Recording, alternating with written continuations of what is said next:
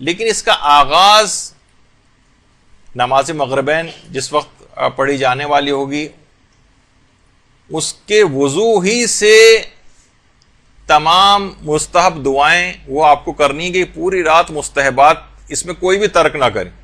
حتیٰ کہ وضو کی جو مستحب دعائیں ہیں امام خمینی یہ کرتے تھے کہ پہلے سے ابھی مغرب کا وقت بھی نہیں آیا ہوتا تھا اور اس کی تیاری کرنا شروع کر دیتے تھے. وضو کے وقت تمام جتنے بھی مستحبات ہیں وضو کے ان کو آپ انجام دیں اور اس کے بعد پھر ظاہر ہے کہ نماز مغربین کی تیاری کرنی ہے. افطار سے پہلے آپ نماز مغربین پڑھنی ہے آپ نے یا افطار کے بعد پڑھنی ہے آپ کو خود فیصلہ کرنا پڑے گا. افطار کی جتنی بھی دعائیں ہیں کوشش کریں افطار کی جتنی دعائیں ہیں شب قدر میں خاص طور پر ساری دعائیں صرف اللہم لک صمت والی دعا نہیں بلکہ جتنی بھی افطار کی اور دعائیں ہیں وہ سب بھی تھوڑا سا 5 منٹ افطار تاخیر کر دیجئے لیکن افطار کی ساری مستحب دعاؤں کو پڑھیں. یہ موقع پھر کبھی ہاتھ نہیں آئے گا. شب قدر سال میں صرف فقط ایک رات ہی کوئی شب قدر. پھر اس کے بعد اول وقت ہی میں نماز مغربین کو آپ پڑھ لیں کیونکہ اول وقت میں پڑھنے کا بھی جو ثواب اور فائدے ہیں وہ الگ ہیں اور شب قدر میں تو اور زیادہ فائدے ہوں گے. لوگ بالکل ہیوی قسم کی افطار کر کے انٹا غفیل ہو کے پڑ جاتے ہیں بستر کے اوپر لیٹ جاتے ہیں پھر وہ 9, 10, 11 بجے قریب جا کر نماز وغیرہ کی طرف متوجہ ہوتے ہیں. نہیں اس رات محنت کرنے کی رات ہے. اس میں یہ آرام کو ایک طرف رکھ دیجئے. پورے سال آرام کے لیے راتیں پڑی ہوئی ہیں لیکن شب قدر آرام کی رات نہیں. تو اچھا نماز مغرب کو بھی کوشش کریں کہ پورے مستحبات کے ساتھ نماز مغربین کو پڑھیں. اذان بھی ہو اقامت بھی ہو تمام مستحب اذکار ہوں جتنے بھی تسبیحات ہوں جتنے بھی آپ اس کے بعد تعقیبات پڑھتی ہیں وہ ساری بھرپور قسم کی ایک نماز مغربین ہونی چاہیے. یعنی اس رات کو واقعی شب سیر و سلوک و عرفان قرار دینا ہے تو تمام مستحبات اس رات کو انجام دیے جائیں. اتنی اہمیت ہے ان مستحبات کی کہ آیت اللہ فہری جو ہے وہ نقل کرتے ہیں جو کہ یہ بھی بڑے عرفاء میں سے گزرے ہیں. فرماتے ہیں کہ آیت اللہ جواد ملکی تبریزی ان کے ایک بہت ہی عابد و زاہد قسم کے ایک دوست تھے جن کا مرحوم حسین فاطمیہ قمی نام تھا. ان کے بہت دوست تو وہ فرماتے کہ میں جمکران گیا ہوا تھا اور بہت تھکا ہوا وہاں سے واپس آیا تو مجھے اطلاع ملی کہ آیت اللہ جواد ملکی تبریزی کی حالت بہت خراب ہے. میں سیدھا ان کے گھر گیا. اگرچہ میں بہت تھکا ہوا تھا لیکن پھر بھی سیدھا ان کے گھر گیا. دیکھا کہ اپنے بستر کے اوپر لیٹے ہوئے ہیں. طبیعت بہت زیادہ خراب ہے لیکن میں نے دیکھا کہ انہوں نے خضاب لگایا ہوا ہے. بستر بیماری پر ہی لیٹے لیٹے ظہر اور عصر کی نماز کو پڑھنے کے لیے آمادہ ہیں اور اتنی شدید بیماری کے باوجود وہ تمام مستحبات کے اوپر عمل کر رہے ہیں ظہر و عصر کی نماز پڑھنے کے لیے. انہوں نے بہت مشکل کے ساتھ ان کے حلق سے منہ سے آواز بھی نہیں نکل رہی تھی لیکن انہوں نے اذان بھی دی اقامت بھی کہی اور بستر پہ لیٹے لیٹے اس کے بعد تکبیرات افتتاحیہ پڑھی. دیکھیے مستحبات کی اتنی زیادہ اہمیت ہے.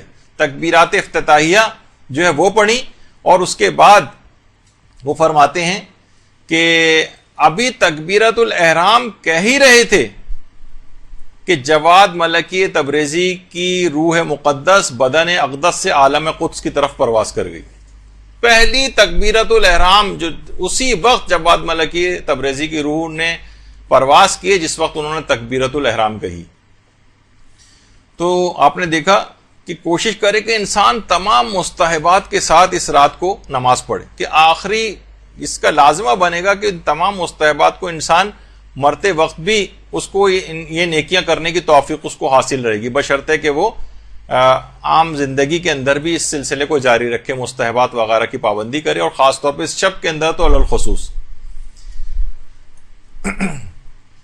آیت اللہ شیخ حسن علی نخودکی اصفہانی ان کا بھی کتنی دفعہ تذکر آ چکا ہے کہ اتنی عبادتیں اتنے علم اتنے مجاہدے اتنی ریاضات اتنی زیارات حتیٰ کہ ان کے متعلق کہا جاتا ہے کہ اعتکاف کے اندر بہت زیادہ بیٹھا کرتے تھے مراقبے بھی بہت زیادہ کیا کرتے تھے اور بہت بڑے ایک روحانی علمی مقام انہوں نے حاصل کیا تھا. یہ خود فرماتے ہیں کہ ان تمام ریاضتوں کے باوجود میں نے یہ روحانی مقام یہ جو روحانیت حاصل کی ہے اس کی 2 وجوہات. ایک وجہ تو ابھی آگے چل کر آئے گی لیکن ایک وجہ بھی بتاتا ہوں. وہ یہ فرماتے تھے کہ اس کی ایک بہت بڑی وجہ ہے اخلاص نیت سے سادات کرام اور ذریت حضرت زہرا کی خدمت. میں نے اس سے مقام کو حاصل کیا ہے۔ آیت اللہ شیخ حسن علی نخودکی اصفہانی امام خمینی کے بھی عرفانیات کے اساتذہ کے اندر سے، وہ فرماتے ہیں کہ یہ جو میں نے مقام حاصل کیا ہے یہ اخلاص نیت سے سادات کرام کی خدمت کے ذریعے حاصل کیا ہے۔ یہ رات اس لحاظ سے حضرت زہرا کی رات بھی ہے، حقیقت شب قدر تو حضرت زہرا ہی ہیں، تو ان کی اولاد کی خدمت کا اس رات کوئی عنوان ہو جائے، سادات کی مالی مدد۔ کتنے افراد ایسے ہیں کہ جو کہ اس رات کے لیے کوشش کر کے رکھتے ہیں کہ اسی رات ہی سادات کرام تک ان کی مالی مدد ہو جائے، اسی رات میں خاص طور پر عام زندگی میں بھی اس کو فراموش نہیں کرنا ہے کہ صرف ایک رات ہی کے اندر 150 روپے کسی سادات کو یا آٹے کی تھیلی پکڑا کے سوچیں کہ بس اب ہم نے ضروریت حضرت زہرا کا حق ادا کر دیا، اور صرف مالیات کی حد تک یہ معاملہ نہیں، ان کی علمی مدد کرنا، ان کو یہ تمام امر بالمعروف و نہی عن المنکر کرنا، ان کو یہ تمام چیزیں سہولیات پہنچانا، ان کی آخرت کی بھی تو انسان فکر کرے۔ سادات کرام کی آخرت سے مرادی کہ بدعمالیوں کے اندر اگر گھرے ہوئے ہیں تو ان کو اس سے نکالنے کی صحیح اور کوشش کرنا کہ کسی بھی قسم کے عذاب کا شکار جو ہے وہ مرنے کے بعد نہ ہو۔ تو تمام اس امداد کے اندر جو خدمت ہے، جب یہ نہیں کہا کہ صرف میں مالی خدمت کرتا تھا، بلکہ کہا تھا ضروریت حضرت زہرا کی اخلاص کے ساتھ خدمت میں نے کی، اس کے اندر یہ تمام چیزیں بھی شامل ہو جاتی ہیں۔ اور فرماتے ہیں کہ اگر میں یہ اخلاص کے ساتھ یہ خدمت نہ کرتا تو شاید میرے تمام اعمال بے جان اور بے روح رہ جاتے، اور میں اس مقام کو کبھی حاصل نہیں کر سکتا۔ اب علماء یہ فرماتے ہیں کہ کتنے افسوس کی بات ہے کہ سادات کرام اپنے اس مقام اور مرتبے کو نہیں پہچانتے، کہ لوگ فقط ان کی خدمت کر کے اتنے بڑے مقام کو حاصل کر رہے ہیں، اور وہ اپنے بدعمالیوں سے کس طرف جا رہے ہیں۔ میں سب سادات کی بات نہیں کر رہا، لیکن اسی معاشرے کے اندر رہتے ہیں اور ان کی بہت ساری باتیں جو ہے وہ نگاہوں کے سامنے آتی ہیں، تو لوگ ان کی خدمت سے اتنے بڑے مقام حاصل کر رہے ہیں، ان سادات کو نہیں پتا کہ ہمارا کتنا مقام اور مرتبہ۔ اور اس حد تک کہ شیخ حسن علی نخودکی اس مستحبات وغیرہ کی اس حد تک پابندی کے حوالے سے میں ذکر کر رہا تھا کہ ان کے خود ایک حسن علی نخودکی کے ایک طبیب تھے، ڈاکٹر شیخ حسن علی خان عاملی، یعنی خود ڈاکٹر تھے، ان کے انڈر ٹریٹمنٹ رہتے تھے وہ، تو ان کو خاص طور پر بلا کر شیخ حسن علی نخودکی نے یہ وصیت کی تھی کہ حالت احتضار میں تم میرے یہ سارے اعمال کروانا، یعنی جب میرا احتضار کی حالت آ جائے تو یہ سارے مستحبات اس کو انجام دینا، مجھے قبلہ رخ کرنا جو کہ واجبات میں سے ہے، تمام جتنے بھی آداب میت ہیں یہ سارے تم میرے انجام دلوانا۔ اور ایک عالم تھے سید مرتضی روئنتن کے نام سے، ان سے کہا تھا کہ تم ہفتے کی صبح کو میرے پاس آنا، اور میرے مرنے کے بعد میرے سرہانے بیٹھ کر 1 گھنٹہ تلاوت قرآن کرنا۔ باقاعدہ پوری اپنی موت کی ایسی پلاننگ یہ انسان اپنی زندگی میں بھی کر کے رکھ سکتا ہے، ضروری نہیں کہ اپنی موت کا وقت ہی پتا ہو۔ بہت سے علماء اور رفا بہرحال اس حقیقت تک کو پا جاتے ہیں کہ انہوں نے کہا کہ ہفتے کی صبح کو آ جانا، میرا انتقال ہو چکا ہوگا، اور اس کے بعد میرے سرہانے بیٹھ کر 1 گھنٹہ تلاوت قرآن کرنی۔ تو وہ آیت اللہ شیخ حسن علی نخودکی اصفہانی فرماتے ہیں کہ انتقال، یعنی لوگ بیان فرماتے ہیں کہ انتقال سے 1 دن پہلے یہ بات کہہ رہے تھے کہ آج شب میں نے خواب میں شیخ عباس قمی کو دیکھا، صاحب مفاتیح الجنان، کہ وہ مجھ سے کہہ رہے ہیں کہ اب تم جلد آ جاؤ، عالم برزخ میں تمہارا انتظار ہو رہا ہے۔ اور وہ سمجھ گئے تھے۔ اس کے بعد انہوں نے ہسپتال کے جو میڈیکل سپرنٹینڈنٹ تھا، ایم ایس جس کو کہتے ہیں، اس کو بلایا اور کہا کہ میری موت کا وقت نزدیک آ گیا ہے، میرے انتقال کے بعد یہاں پر لوگوں کو بہت زیادہ اژدہام ہو جائے گا، یہاں کے اسٹاف کو بھی بہت مشکل ہوگی، یہاں کے مریضوں کو بھی بہت تکلیف ہوگی، تو تم مجھے ہسپتال سے گھر منتقل کر دو۔ لوگوں کا بھی اتنا خیال کہ ورنہ انسان جو قریب المرگ ہو اس کو اس بات کی کیا پرواہ، مثلا وہ تو اپنا دیکھ رہا ہوتا ہے کہ اس کی اپنی جان بچ جائے وغیرہ، نہیں، کہ میرے مرنے کے بعد یہاں کے لوگوں کو بہت مشکل پیش آئے گی، مریضوں کو اور اسٹاف کو بھی، لوگ اتنے جمع ہو جائیں گے، لہٰذا مجھے اس سے پہلے ہی تم گھر منتقل کر دو۔ تو آیت اللہ شیخ حسن علی نخودکی کی پوری زندگی اسی طریقے سے مستحبات سے عبارت تھی۔ تو آج کی رات خاص طور پر مستحبات کی رات ہے، اور ویسے تو دیکھیے انسان مستحبات کے متعلق شریعت نے بہت زیادہ سختی نہیں کی ہے، لیکن اس رات میں اپنے اوپر سختی ضرور کرنی۔ ویسے تو کہا ہے کہ نہیں سختی مت کرو اپنے اوپر، مستحبات کو دل نہ چاہ رہا ہو تو ترک کر دو، لیکن اس شب قدر کے اندر اپنے آپ کو، اپنے نفس کو مارنا پڑے، نیند آ رہی ہو، تھکن ہو رہی ہو، لیٹنے کو دل چاہ رہا ہو، یہ سب چیزیں آپ کو نہیں کرنی.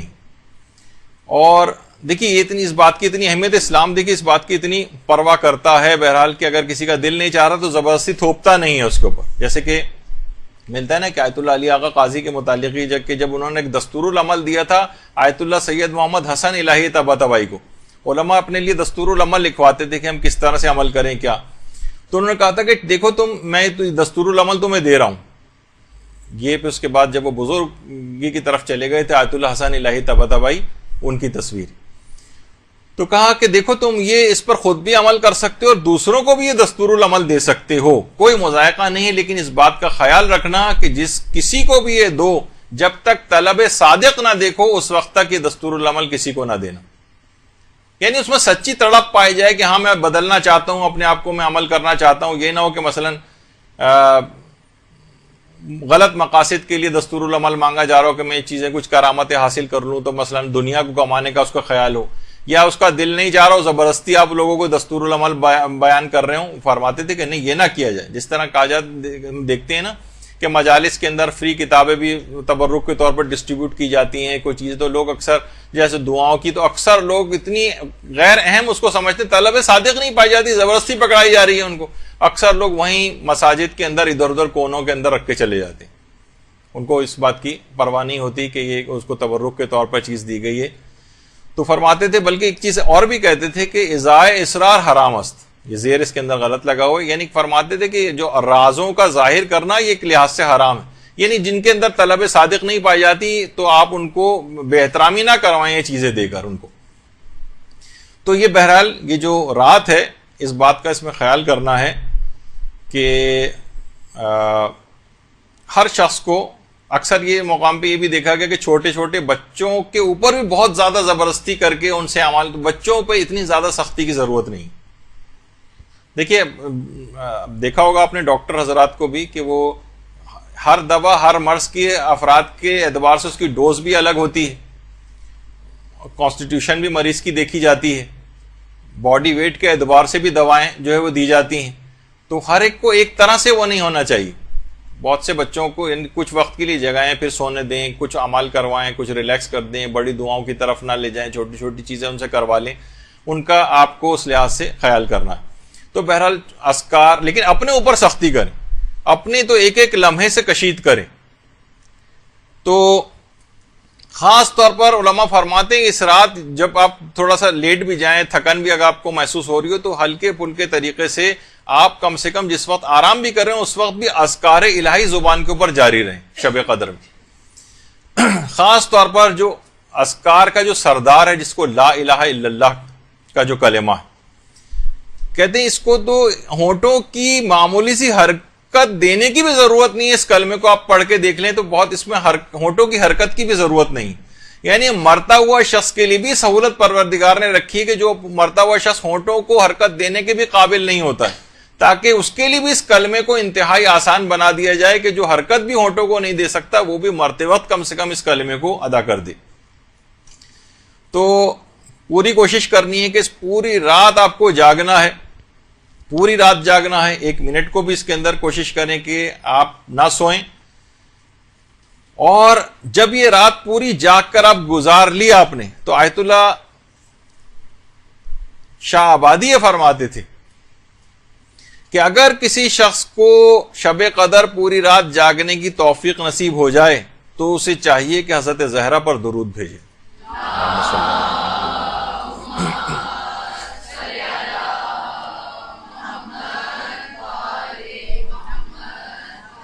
اور اس شب قدر سے ایک پیغام بھی لینا ہے. عام زندگی میں بھی کوشش یہ کریں کہ عبادت کے لیے کوئی ایک حصہ رات کا ضرور جاگ کر گزاریں، چاہے 10 منٹ کا صحیح، 15 منٹ کا صحیح، واجب نماز سے ہٹ کر آدھی رات. ویسے تو لوگ آج کل ویسے ہی 2-2 3-3 بجے سوتے ہیں یا صبح کے قریب جا کر سوتے ہیں، تو کم سے کم اس رات کا کوئی حصہ عبادت کا ضرور اپنے لیے قرار دے.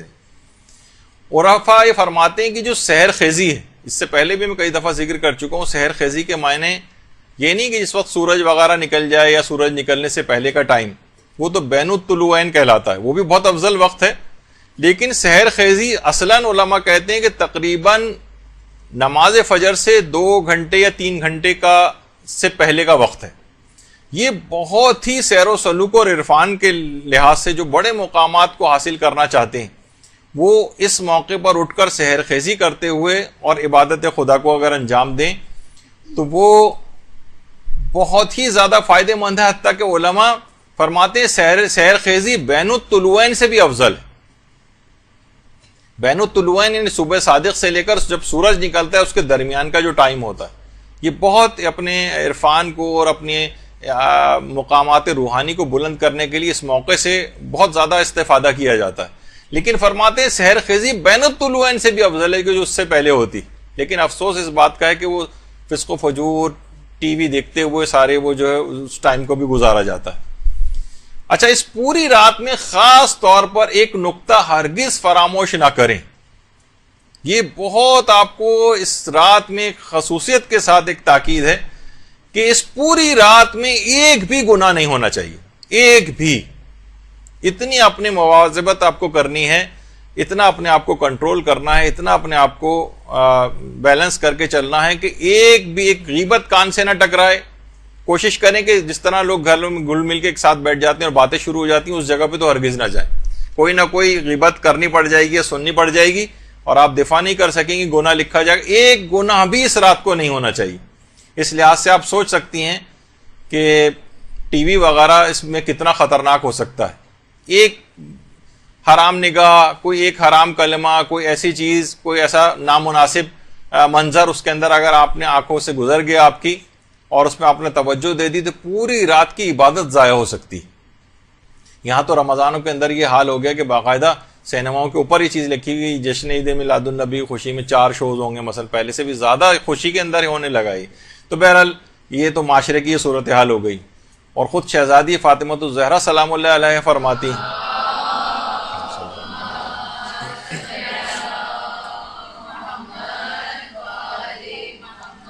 کہ اگر روزے دار کے مثلا یہی اعضاء و جوارے یہ اگر روزے سے نہ ہوں اور ان سے مثلا نافرمانی پروردگار ہوتی رہے تو پھر اس کے روزے کا فائدہ کیا ہوگا. اسی طریقے سے شب قدر کے لیے بھی کہ اس کی شب قدر کے سارے اعمال ضائع ہو جائیں گے اگر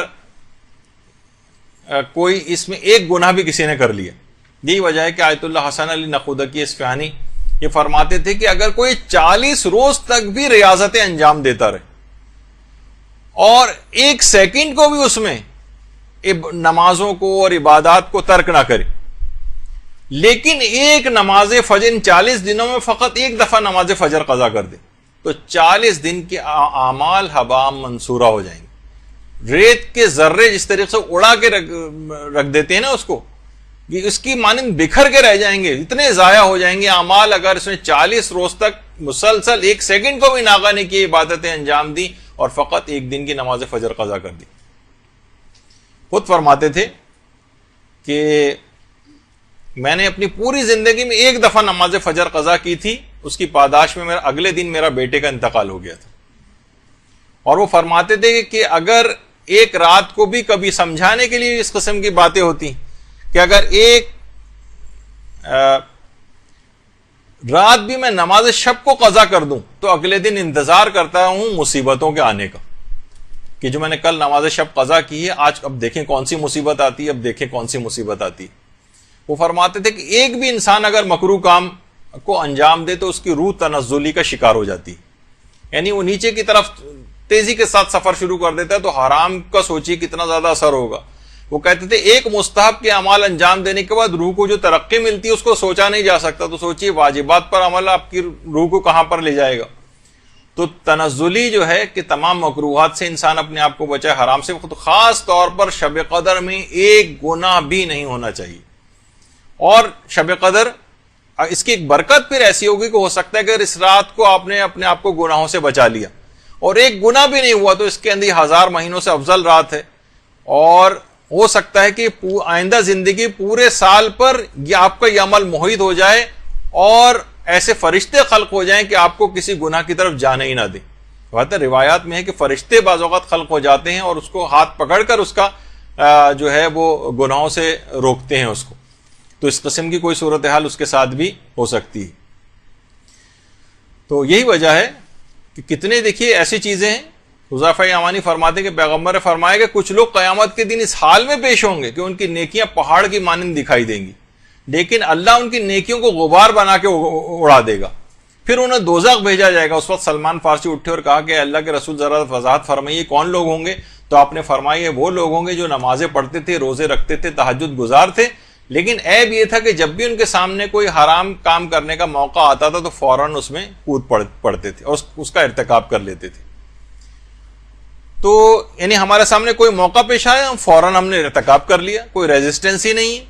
ہاں عبادت بھی انجام دے رہے ہیں، گناہ بھی ہو رہے ہیں. جیسے کہ آج کل ٹی وی یہی کام کر گئے، نمازیں بھی پڑھیے، گانے بھی سن لیں، نمازیں پڑھ لیے، ڈانس بھی کر لیں، نمازیں بھی پڑھ لیں، قوالیاں بھی مثلا پڑھتے رہیں وغیرہ. تو یہ سب چیزیں کیا ہوگا کہ ایک ایسی چیز ہو گئی کہ اسلام اور گناہ کو آپس میں ملا کر چلیں. یہی دین اور دنیا کی اسی کے اندر فلاح ہے کہ دونوں چیزیں اس طرح سے ساتھ ہو، گناہ بھی ہوتے جائیں اور نیکیاں بھی.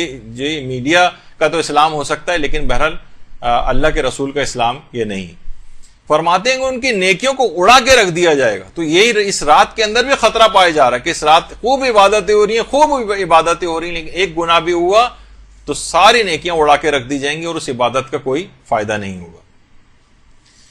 تو اچھا اب ایک چیز اور بھی ہے کہ کیسے بچائیں اس کو کہ اللہ ہم سے اس رات کی طفیل، خاص طور پر رمضان کی، ویسے تو ہر رات اس دعا کو پڑھنا ہے، لیکن روایت میں پیغمبر نے فرمایا کہ جو شخص بھی رمضان میں ہر واجب نماز کے بعد اس دعا کو پڑھے گا اللہ اس کے قیامت تک کے گناہوں کو معاف کر دے گا. اللہم ادخل علی اہل القبور السرور والی جو دعا ہے، تو یہ بھی اس شب قدر کے اندر خاص طور پر تاکہ آئندہ کے لیے بھی گناہوں سے حفاظت ہو جائے. شب قدر میں صرف خالی گناہ سے اپنے آپ کو نہیں بچانے کے اگلے دن سے پھر شروع کر دیں گے، نہیں، آئندہ زندگی میں بھی گناہوں سے مکمل حفاظت ہو جائے گی. تو دعاؤں کا سہارا ہے اس کے لیے. اور گناہوں سے حفاظت توفیق کے لیے ایک کام آیت اللہ تقی بہجت نے بتایا، وہ بھی انجام دیں کہ مکہ، مدینہ، نجف، کربلا، سامرہ، کاظمین، مشہد، قم میں مدفون ہستیوں کو ایک سورہ الحمد اور کوئی سورہ ہدیہ کیے جائے تو اس عمل سے گناہوں سے حفاظت اور توبہ کی توفیق نصیب ہو جاتی. درود بھیجیے محمد علیہ وسلم.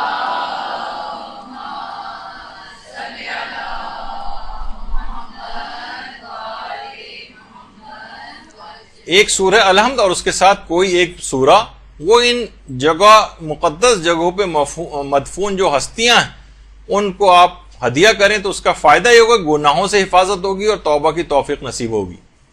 بہترین عمل ہے اس رات کو کرنے کے حوالے سے تاکہ آئندہ زندگی میں بھی اپنے آپ کو گناہوں سے بچایا جا سکے اور فقط اس رات کی حد تک محدود نہ ہوا جائے کہ اس رات کو کوئی گناہ نہ ہو بلکہ آئندہ زندگی میں بھی نہ ہو. ایک چیز اور بھی علماء نے اس کی تاکید کی ہے، وہ یہ کہ دیکھیے اتنی عظیم رات آپ کو مل رہی ہے، اس پر پروردگار کا جتنا بھی شکر ادا کیا جائے کم ہے. تو اس عظیم رات کے ملنے پر ایک طویل سجدہ شکر انجام دیں. شب سیر سلوک اور عرفان بغیر سجدے کے کیسے حاصل ہو سکتی؟ اس رات ایک طویل سجدہ شکر جو انجام دیں. دیکھیے ویسے تو علماء فرماتے ہیں سارے آئمہ کے جو سجدے ہیں وہ سب بندگی کے ارکان میں سے ہیں اور سبھی کے سجدے ایسے ہیں، لیکن خاص طور پر سجدہ امام موسیٰ کاظم علیہ السلام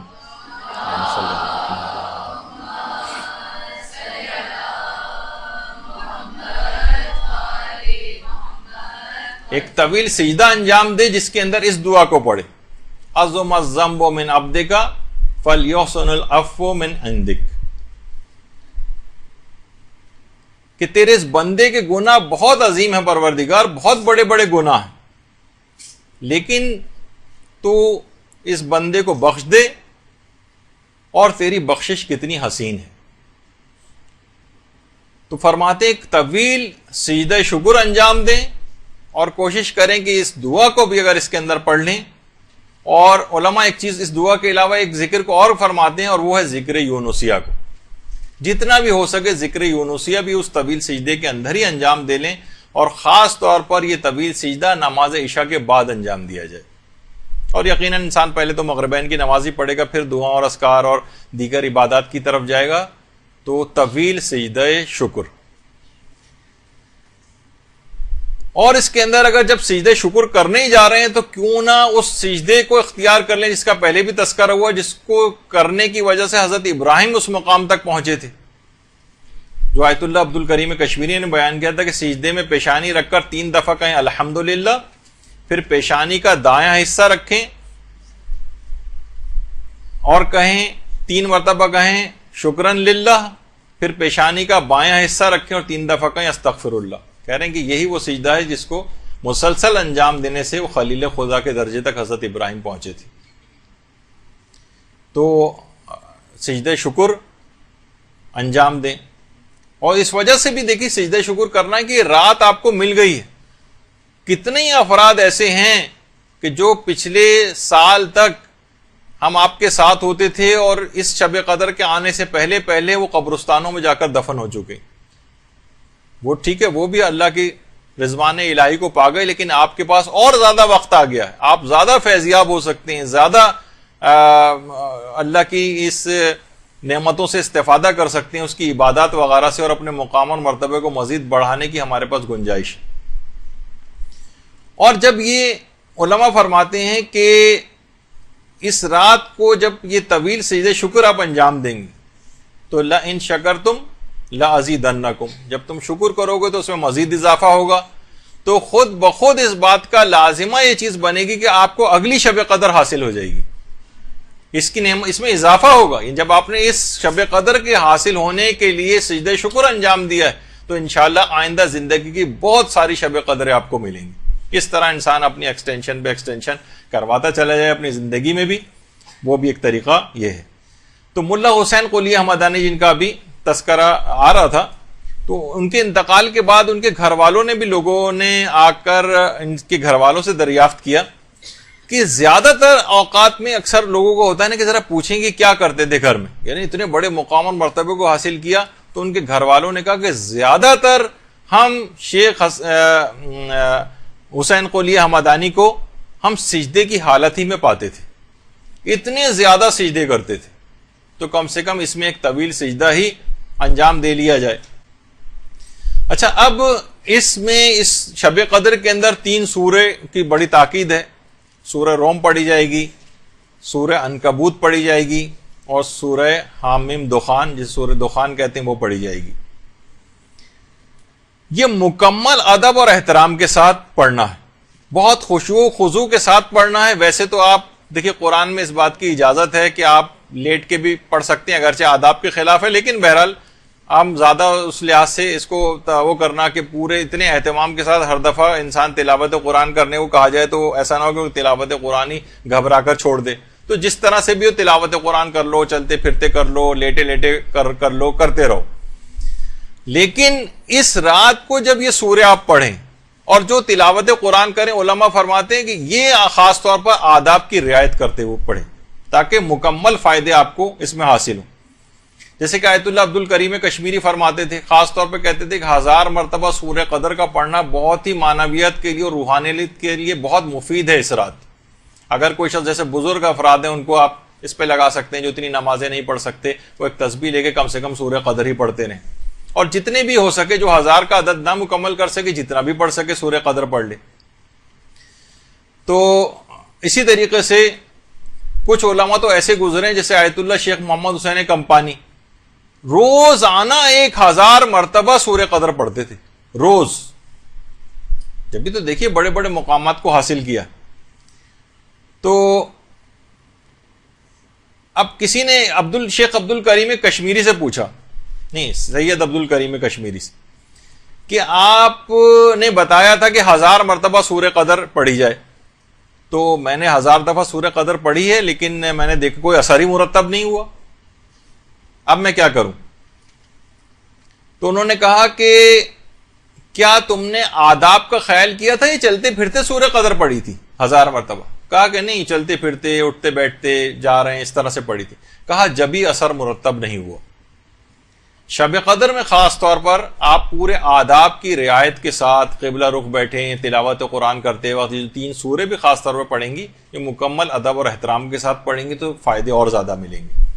جیسے خود ایک دفعہ شیخ سید عبد الکریم کشمیری کے پاس ایک عالم آئے اور اپنی بیوی کے سلسلے میں بڑی شکایت کی کہ اس نے دیکھیں علماء کی بیویاں بھی اس قسم کی آ جاتی ہیں، اور بہت سی عورتوں کے شوہر بھی بہت خراب ان کو مل جاتے ہیں، کہ اتنا زیادہ مجھے پریشان کر کے رکھا ہوا ہے کہ اپنی پریشانی کی شکایت لے کر عبد الکریم کشمیری کے پاس آئے کہ مجھے حل بتائیے کہ میں کیا کروں. دیکھیے کسی شخص نے ایک دفعہ وہ کہا تھا نا کہ بوتل کا جن کسی کو مل گیا تھا، اور اس نے بوتل کے جن سے فرمائش کی کہ کچھ ایسا کرو کہ ہر عورت اپنے شوہر کا احترام کرنے لگے اور بہت اچھے طریقے سے پیش آئے. تو بوتل کا جن دوبارہ بوتل میں جا کے بیٹھ گیا اور کہا چچا میاں ذرا کارک اوپر سے کس کے لگانا. تو مقصد کہنے کا یہ ناممکن چیز تو مجھے کام بتا رہا ہو، ایسا ہو ہی نہیں سکتا. تو بہرحال آئے وہ کہنے کہ میں کیا کروں، مجھے تو کوئی طریقہ بتائیے. کہا کہ تم گھر میں بہت زیادہ تلاوت قرآن کرو تو یہ گھریلو جھگڑے سارے ختم ہو جائیں گے. دیکھیے گھریلو جھگڑے کا ایک بہت بڑا یہ بھی ہے کہ گھروں میں تلاوت قرآن ختم ہو گئی. ان عالم نے کہا کہ واقعی آپ نے صحیح فرمایا، ان روزانہ کے لڑائی جھگڑوں کی وجہ سے گزشتہ 2 سال سے میں گھر میں ایک دفعہ بھی تلاوت قرآن نہیں کر سکا تھا. تو گھروں میں خالی صرف یہ نہیں کہ تلاوت قرآن بھی اگر آپ کو کرنی ہے تو صرف اس رات کی حد تک کرنی ہے، نہیں، اس کا ایک اس کو پورے سال پر بھی محیط کرنا. یہی وجہ ہے کہ آیت اللہ شیخ مجتبہ لنکرانی وہ خود فرماتے تھے کہ آخری عمر میں بہت زیادہ قرآن پڑھنے لگے تھے، انتقال سے پہلے بہت ہر وقت قرآن پڑھتے نظر آتے تھے، اور فرماتے تھے کاش بہت سی کتابوں کو جوانی میں پڑھنے سے بہتر تھا میں قرآن کے اوپر ہی وقت لگاتا. ہم دیکھیے بہت سارے جب علوم حاصل کر رہے ہوتے ہیں نا تو کچھ ایسی علوم کی طرف بھی چلے جاتے ہیں جو اتنے فائدے مند نہیں ہوتے. تو آپ کو یاد ہوگا کہ امام خمینی نے نسخہ کیمیا جن شیخ حسن علی نخودگی اصفہانی سے حاصل کیا تھا، جن کا کئی دفعہ تذکر آ چکا ہے. ایک طریقہ تو سادات کرام کی خدمت کا انہوں نے بتایا تھا جس سے انہوں نے اس عظیم مقام کو حاصل کیا. دوسرا طریقہ جو میں نے کہا تھا آگے چل کے بتاؤں گا وہ یہ طریقہ ہے. فرماتے ہیں کہ مشہد کے قیام میں 4 سال تک میں نے مسلسل روزانہ شب سے قرآن کی تلاوت شروع کرتا تھا اور صبح تک پورا قرآن ختم کر لیتا تھا، اور اس قرآن کو ختم کرنے کے بعد روزانہ 4 سال تک روزانہ ایک قرآن ختم کر کے اس کو ہدیہ کرتا تھا امام رضا علیہ الصلوۃ والسلام کی خدمت میں.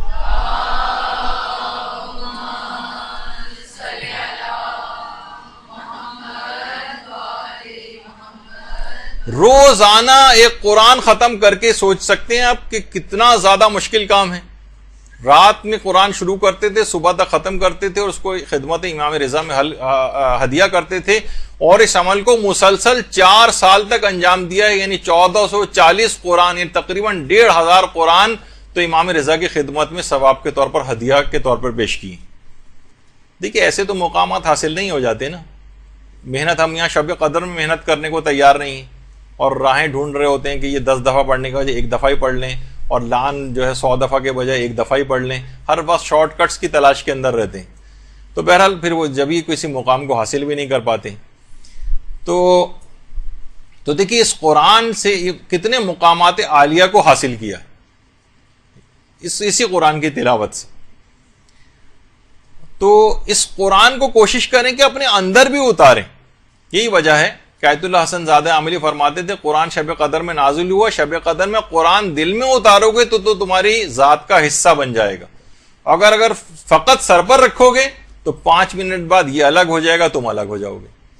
صرف اگر سر کی حد تک، ابھی آپ نے دیکھی تھی نا ایک تصویر، وہ فیشن زدہ ناخن آپ نے دیکھے جس میں وضو بھی ممکن نہیں ہے جس کے اوپر، اور اس میں پھر آپ جو ہے اس قسم کے اعمال انجام دے رہے ہوں، تو پھر اس کا مطلب ہے کہ ذات کا حصہ قرآن بنا نہیں، یہ الگ تم الگ. اس کے اوپر عمل کرو قرآن کے اوپر. یہی وجہ ہے کہ آیت اللہ جواد عملی بھی فرماتے ہیں کہ ہم صرف قرآن کے دیکھیے جو جلد ہوتی ہے اس کے بوسے لیتے ہیں، ہم قرآن کے صفحات کے بوسے لیتے ہیں کیونکہ ہم سمجھتے ہیں کہ یہ صفحات متبرک ہو چکے ہیں، اور حقیقت ہے. دیکھیے ہم جب بھی حجاز مقدس جاتے ہیں اور وہاں پر خانہ کعبہ، مسجد نبوی وغیرہ جاتے ہیں تو ہمیں تبرکات کو چومنے سے روکا جاتا ہے. آیت اللہ سید عبد الحسین شرف الدین موسوی عاملی، جو کہ کتاب المراجعات جنہوں نے بہت اچھی کتاب لکھی ہے اور مذہب اہل بیت کے نام سے اردو میں ترجمہ ہوئی، فارسی میں المناظرات کے نام سے ترجمہ ہوئی، صاحب المراجعات ہی کہلاتے ہیں۔ اور جب یہ حج پر تشریف لے گئے تھے، اور باقاعدہ شاید وہ پہلے عالم دین ہیں گزشتہ کئی سو سالوں کے اندر کہ جنہوں نے مسجد الحرام میں باقاعدہ ان کی امامت میں نماز تک ادا کی گئی، مسجد الحرام میں، عبد الحسین شرف الدین موسوی۔ تو اس زمانے کا جو بادشاہ تھا ملک عبد العزیز، ان سے ملاقات بھی ہوئی، تو آپ نے بادشاہ کو چمڑے کی ایک جلد میں قرآن کا تحفہ پیش کیا۔ بادشاہ نے اس کو لیا، چوما، پیشانی اس کے اوپر رکھی۔ فوراً آپ نے کہا ہے بادشاہ آپ نے اس کی جلد کا بوسہ کیوں لیا؟ یہ تو بکری کی کھال کا بنا ہوا ہے۔ بادشاہ نے کہا میں نے اس کا بوسہ نہیں لیا بلکہ اس کے اندر جو موجود قرآن ہے اس کی تعظیم میں نے کی۔ تو فوراً آپ نے کہا احسنت، اے بادشاہ ہم شیعہ بھی رسول کی زری کو اسی احترام اور تعظیم کی خاطر ہی بوسہ دیتے ہیں۔ اللہم صلی علی محمد و علی محمد۔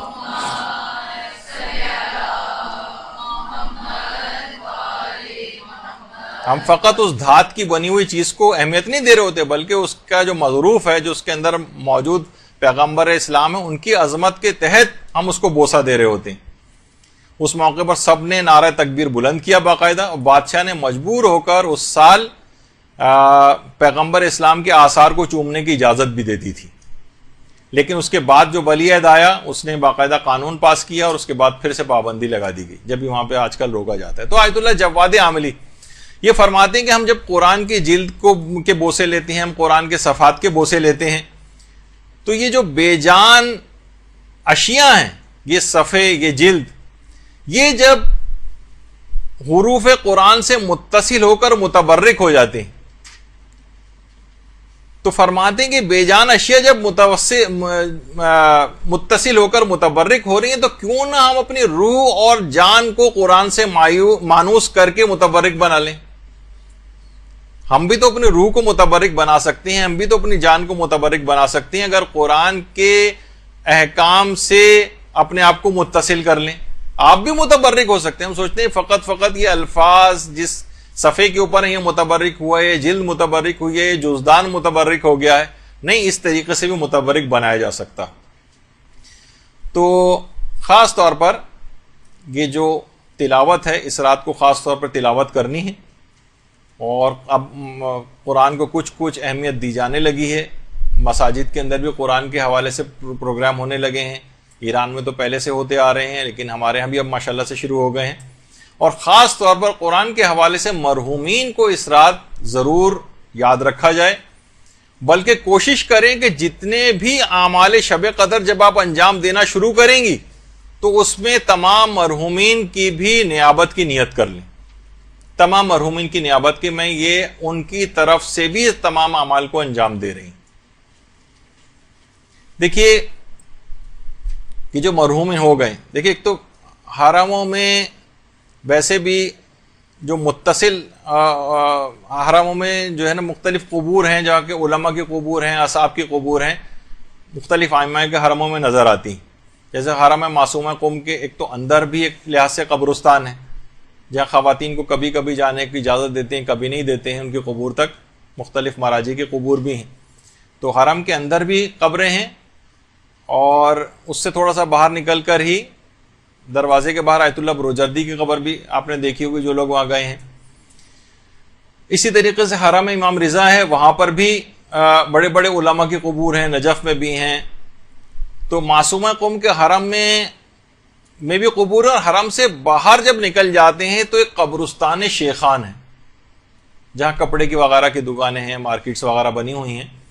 یہ انتہائی نورانی اور بابرکت مقام ہے۔ جس طریقے سے نجف میں علی آقا قاضی کی قبر پہ کوئی نہیں جاتا، اس طرح قبرستان شیخہ میں بھی لوگ سامنے سے گزرتے ہیں زائرین، وہیں سامنے ہوٹلوں میں رہائش پذیر ہیں لیکن قبرستان شیخان میں کبھی نہیں جاتے نظر آتے۔ اور کتنے بڑے بڑے علماء اور شہداء اور اصحاب امام اس قبرستان کے اندر دفن، بالکل متصل۔ زکریا ابن آدم، چھٹے 7ویں 8ویں امام کے صحابی، اور امام خود کہتے تھے جس کو کوئی مسئلہ پیش آتا تھا کہ میں آ نہیں سکتا، کہا زکریا ابن آدم سے جا کر پوچھو. اور اس کے علاوہ زکریا ابن ادریس اور ابن قولویہ کی قبر بھی وہاں قریب ہی ہے، اس سے متصل ہی ہے. جواد ملکی تبریزی کی قبر وہاں پر ہے، کتنے جن کا بھی ذکر ہو رہا تھا. رہبر معظم بھی جب بھی جاتے ہیں جواد ملکی تبریزی کی قبر پہ ضرور جاتے ہیں. اس کے علاوہ مرحوم حید جی، یہ خود عرفا میں سے ہیں. موت اختیاری کے حوالے سے ان کا واقعہ تھا جو کہ اب اتنا وقت نہیں ہے کہ اس کو پڑھا جائے. تو طالب علموں کے لحاظ سے اور جو زائرین ہیں اور مومنین کو اس قبرستان میں ضرور جانا چاہیے. تو اپنے تمام بلکہ کہا جاتا ہے کہ یہ جو معصومہ قوم کا جو حرم ہے اس سے جو متصل جو قبریں ہیں وہ اس کے بعد پورے قم میں قبرستان شیخاں سے بڑھ کر کوئی بھی بابرکت مقام نہیں. یعنی معصومہ کے حرم کے علاوہ جو سب سے بابرکت مقام قم کے اندر ہے وہ قبرستان شیخان. تو آپ خود سوچیں کہ یہ کتنا لیکن لوگ عام طور پر نہیں جاتے ہیں وہاں پر. اسی طریقے سے امام رضا کے روضے کے احاطے میں بھی شیخ حسن علی نخودکی اصفہانی کی قبر بھی.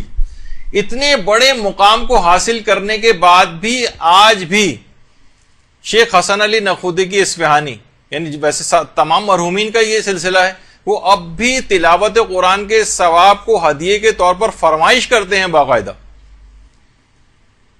فرمائش کہ تلاوت قرآن کا ہدیہ ان کو کیا جائے. تو اس رات کو ان کو کیسے فراموش کیا جائے گا. کربلائی رضا کرمانی جو کہ اس زمانے میں آستان قدس رضوی کے مؤذن تھے، کہہ رہے ہیں کہ میں شیخ کی وفات کے بعد، شیخ حسن علی نخودکی کی وفات کے بعد روزانہ بین الطلوعین ان کی قبر پر فاتحہ خوانی کے لیے جاتا تھا. کہہ رہے ہیں ایک دن میں نے خواب میں دیکھا کہ شیخ خواب میں آئے ہیں میرے اور آ کر کہہ رہے ہیں کہ تم روزانہ میری قبر پر فاتحہ خوانی کے لیے آتے ہو، لیکن تم میرے لیے سورہ یاسین اور سورہ طٰہٰ کیوں نہیں پڑھتے ہو. سورہ یاسین اور سورہ طٰہٰ. شیخ حسن علی جیسا عارف کامل وہ فرمائش کر رہا ہے دو سوروں کی. یعنی اتنے بابرکت سورے ہیں یہ، مرحومین کو اتنا فائدہ پہنچانے والے ہیں کہ سورہ فاتحہ کے ثواب ملنے کے باوجود بھی فرمائش کر رہے ہیں کہ تم یہ دو سورے کیوں نہیں پڑھتے ہو. کہہ رہے ہیں اس جملے کو شیخ حسن علی نے خواب میں 3 مرتبہ جو اسی جملے کی تکرار کی. تو میں نے کہا کہ انشاءاللہ میں ضرور پڑھوں گا. کہہ رہے ہیں میں بیدار ہوا تو ایک چیز دیکھ کر محسوس کر کے حیران رہ گیا کہ یہ دونوں سورے مجھے حفظ ہو چکے تھے.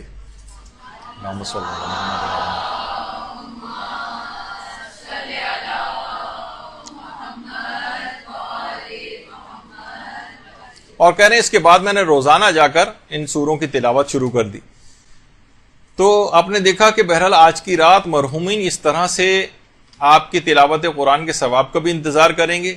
تو یقیناً یہ 2 سورے اگر پڑھنے کے بعد کسی کے پاس وقت ہو تو اس سورہ یاسین اور سورہ طٰہٰ کو اپنے مرحومین کے لیے ضرور تلاوت کریں. دیکھیے عبادات میں بہرحال محنت تو کرنی. آپ سوچ رہے ہوں گے کہ کتنے زیادہ تو یہ چیزیں آتی جا رہی ہیں، اس کا وقت اتنا کہاں ہوگا. اللہ انشاءاللہ برکت اس میں پیدا کرے گا، وقت بھی نکلے گا. تو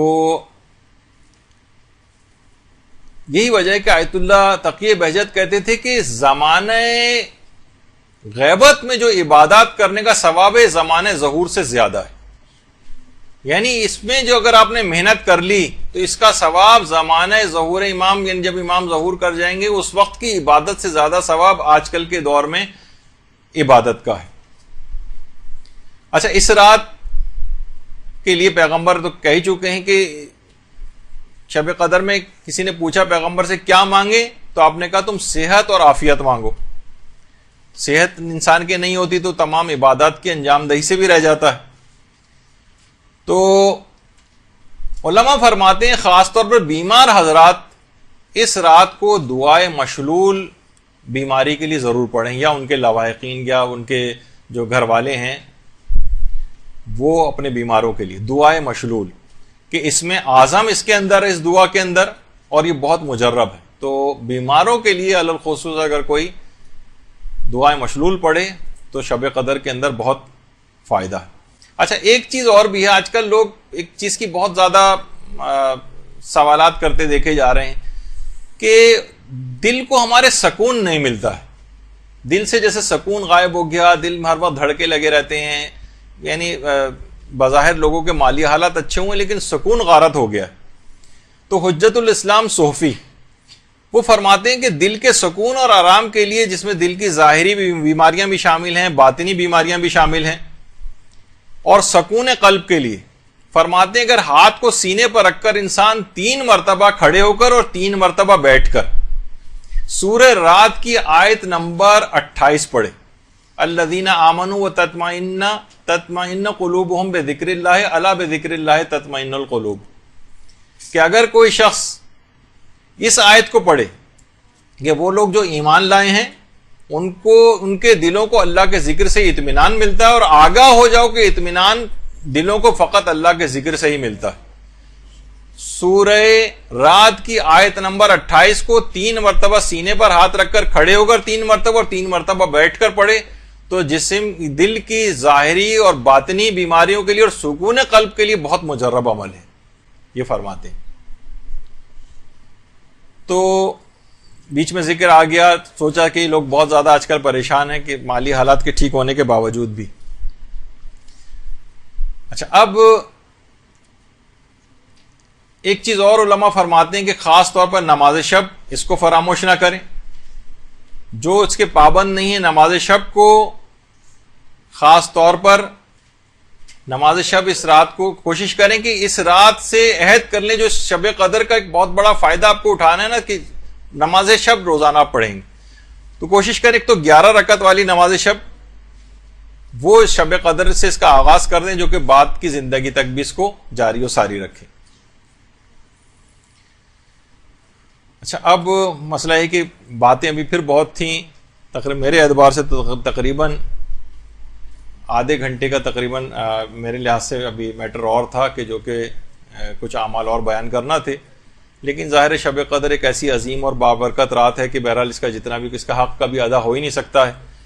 تو کوشش یہ کریں کہ جتنے بھی اعمال بتائے گئے ہیں، بہت سے علماء یہ جملہ بھی کہتے ہیں کہ ہماری زندگی میں تبدیلی کیوں نہیں آتی. طالب علموں سے فرماتے ہیں کہ تبدیلی یوں نہیں آتی کہ پچھلی کلاس کا سبق جو ہے اس پر عمل تم نے نہیں کیا ہوتا.